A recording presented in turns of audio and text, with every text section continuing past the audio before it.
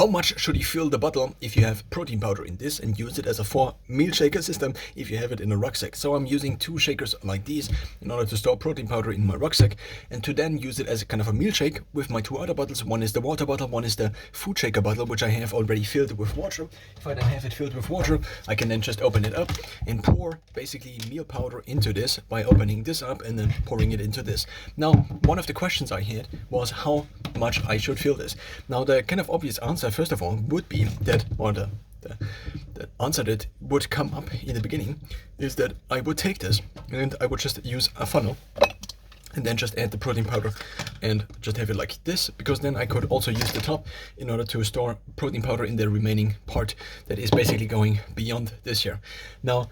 the big downside to this is that you have to pour in the protein powder via a funnel, which takes a lot of time. Now, because I need to refill this again and again and again, as long as I'm using the system, I eventually decided to basically have less protein powder stored in this bottle and instead refill this with a scoop, which allows me to refill it in maybe half of the time and maybe a third of the time by using a scoop, which I can dunk in my protein powder bag and then just fill it up until here. And also, if I unscrew this, and I happen to unscrew this sometimes, or if I happen to unscrew this,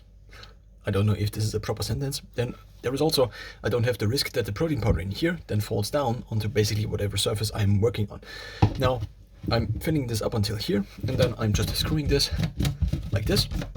which also has the advantage. If I have this totally filled up,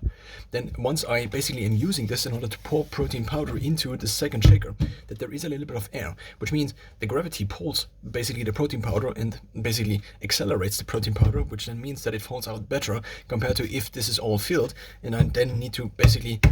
have the protein powder kind of vibrate through tapping on there and then